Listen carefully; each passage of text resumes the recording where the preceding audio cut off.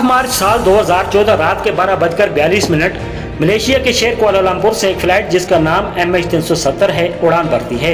इसमें 227 मुसाफिर सवार थे और इनके अलावा इस जहाज के अंदर 11 क्रू मेंबर्स और 2 पायलट भी मौजूद थे। इसमें एक पायलट जिनका नाम ज़ेरी अहमद शाह था, जिनकी उम्र 55 साल थी और ये एक एक्सपीरियंस पायलट थे। और इनके साथ थे 27 साल के फारूक हमीद, जो कि अपने ट्रेनिंग के आखिरी मराइल में थे।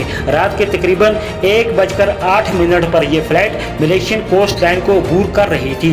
इस फ्लाइट का रुख था वियतनाम की जानब। तकरीबन 35,000 फुट की बुलंदी पर यह फ्लाइट मौजूद थी और परवाज कर रही थी। कुछ देर बाद सीनियर पायलट को वियतनाम की जानब से गुड नाइट का पैगाम सुनाई देता है। Level 250, Malaysian 370. Malaysian 370, climb flight level 350. Level 350, Malaysian के 370. बाद MH370 का एयर ट्रैफिक कंट्रोलर से राब्ता टूट जाता है और यह फ्लाइट मुसाफिरों समेत कहीं गायब हो जाती है। और यह हादसा दुनिया के लिए सबसे बड़ी और बुरी खबर बनकर सामने आती है और बन जाती है न समझ आने वाली कहानी। दुनिया के लिए हैरानकुन बात यह थी कि इस फ्लाइट के गायब होने के बाद से लेकर अब तक इसका एक पुर्जा न मिल सका। पड़ताल और खोज करने वाली टीम को एक बार मिलता है, जिसके मिलने के बाद ये खदशा जाहिर होने लगा ये किसी और जहाज का नहीं बल्कि फ्लाइट MH370 का ही पार हो सकता है। इसके बाद पूरी दुनिया ने इस फ्लाइट को ढूंढने का ऑपरेशन शुरू कर दिया। इस ऑपरेशन में 7 मुल्कों के 34 समुद्री जहाज और 28 एयरक्राफ्ट हिस्सा लेने हादसे के मुकाम पर पहुंच जाते हैं, लेकिन खैर की कोई खबर दरियाफ्त न हो सकी। 12 मार्च को इस बात का खुलासा हुआ कि यह फ्लाइट सिविलियन रडार से गायब हो गई थी, लेकिन उस रात ये आर्मी के एक रडार ने इस जहाज को प्रवास करते पाया था। पता चला कि उस रात ये जहाज अंडमान एंड निकोबार आयरलैंड के पास देखा गया था, लेकिन देखने वालों के मुताबिक ये जहाज कहीं तबाह नहीं हुआ तो गया कहाँ। मुख्तलिफ सेटेलाइट के डेटे हासिल किए गए, जिनसे ये बात सामने आई कि ये जहाज खुद सेटेलाइट से जुड़ने की बार बार कोशिश करता रहा, लेकिन ये सादा और आम सी बात है कि पड़ोस में खुले हुए वाईफाई के कनेक्शन कभी कभी हमारे मोबाइल पर वैसे ही शो हो जाते हैं, और ऐसा ही कुछ इस जहाज के साथ भी हुआ होगा। 3 साल की अनथक मेहनत और लगातार ऑपरेशन के बावजूद जांच की टीमें जब ये मिस्ट्री हल न कर सकीं और इस ऑपरेशन पर 160 मिलियन जो खर्चा आया था वो भी बर्बाद होता नजर आने लगा, तो साल 2017 में ये ऑपरेशन बंद कर दिया गया और सारी उम्मीदें टूट गईं। लेकिन साल 2018 में एक अमेरिकन ओशन इन्फेंट्री दोबारा से खोज के लिए आगे आती है और इस बार इनका दावा और इरादा मुमकिन के करीब तक नजर आने लगता है।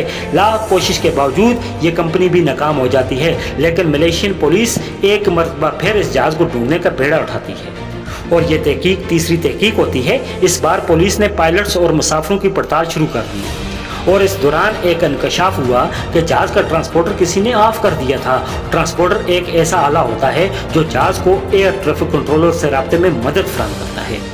इस दौरान पायलट के हवाले से एक बात सामने आई कि कैप्टन ज़ेरी अहमद शाह इस हादसे का मास्टरमाइंड था, लेकिन सवाल ये पैदा हुआ कि अगर पायलट ने ऐसा किया भी तो किस लिए, इस सब के पीछे क्या राज थे। कुछ के मुताबिक पायलट एक पागल शख्स था जो खुद को मारना चाहता था और कुछ के मुताबिक ये एक साजिश थी जिसको कामयाबी से सर अंजाम देने के बाद अमेरिका भाग जाना था। लेकिन जब सवाल ज़ेरी अहमद शाह की जानब उठने लगे तो यह बात समझ से बाहर हो गई कि अगर जहाज वियतनाम की जानब महुए परवाज था तो वापस मलेशिया की जानब क्यों मुड़ गया। दूसरा सवाल यह था कि ये जहाज लगातार थाईलैंड और मलेशिया के बॉर्डर पर प्रवास क्यों कर रहा था, और होता भी क्यों ना ऐसा, क्योंकि दोनों चीजें ज़ेरी के कंट्रोल में थी। और तीसरा सवाल ये पैदा होने लगा कि कैप्टन ज़ेरी अहमद शाह जहाज को रास्ता फराहम करने के लिए फ्लाइट सिमुलेटर का इस्तेमाल क्यों करते थे। और इस बात को जानने के बाद सबका ख्याल था कि इस हादसे का जिम्मेदार कैप्टन ज़ेरी अहमद शाह ही है, लेकिन सर्च इंचार्ज ने कैप्टन ज़ेरी पर लगने वाले इल्ज़ाम सर से ही खारिज कर दिए और सबका रिकॉर्ड को देखते हुए कैप्टन ज़ेरी बरी ज़िम्मा करार पाए।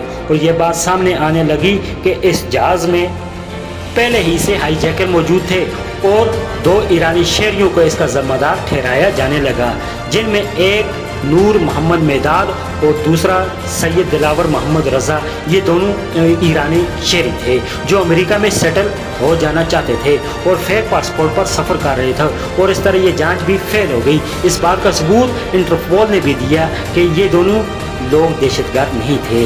इसके बाद लोगों ने क्या सराइयाँ और मफरूज़े व अंदाजे लगाना शुरू कर दिए कि या तो इस जहाज़ में ऑक्सीजन कम थी या इस जहाज में ईंधन कम पड़ गया होगा। इस हादसे को रोनमा हुए एक दहाई के लगभग अरसा होने वाला है, लेकिन आज तक इस जहाज और इसके मुसाफिरों की कोई खबर न मिल सकी।